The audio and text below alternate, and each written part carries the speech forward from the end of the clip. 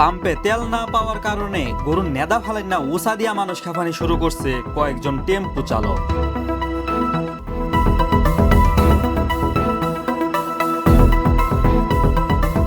প্রিয় দর্শক, সাবেক টিভির বর্তমান সংবাদে আপনাদের সবাইকে স্বাগতম। খবর পড়ছি আমি রিফাত ব্রাটোলস। শুনছিলেন সংবাদ শিরোনাম, ফিরছি বিস্তারিত সংবাদে।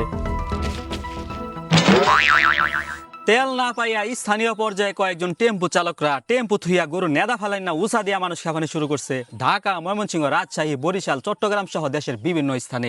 এ নিয়ে বিস্তারিত জানবো আকিবুল বৈরাগীর ডেস্ক রিপোর্টে।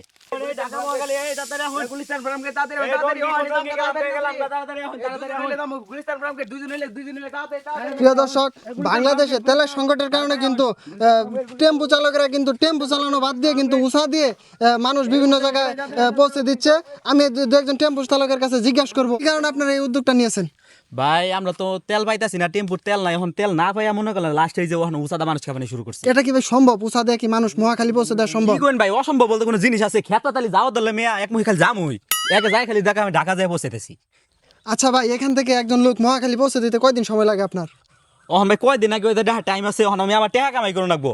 খেত পাতালি যাওয়া দলে ভাই দু একদিনের ভিতরে যা পৌঁছাবার আমি দরকার হলে 15 দিন না গুগা ওই চাষও খাওয়াই বেড়া নিয়ে যাম আমি।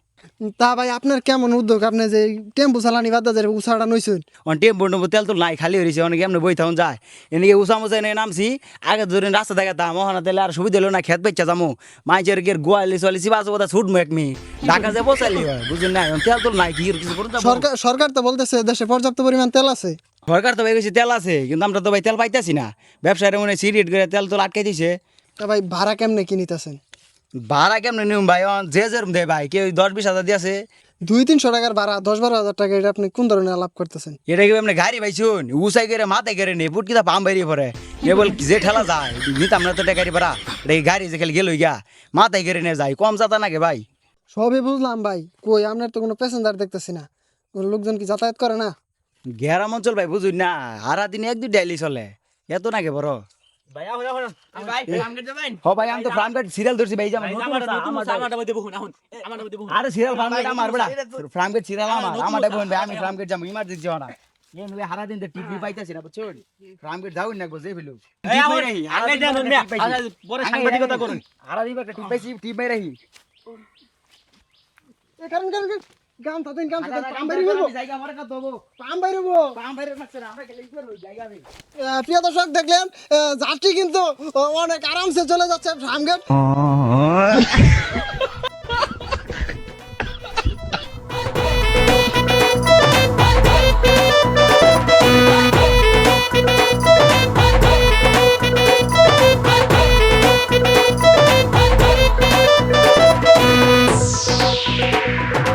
প্রিয় দর্শক, আপনারা দেখলেন যাত্রী কিন্তু উষার মধ্যে সেরা কিন্তু মনে করেন ঢাকার উদ্দেশ্যে, ঢাকা ফার্মগেটের উদ্দেশ্যে রওনা হয়েছে। আজকে এ পর্যন্তই ছিল।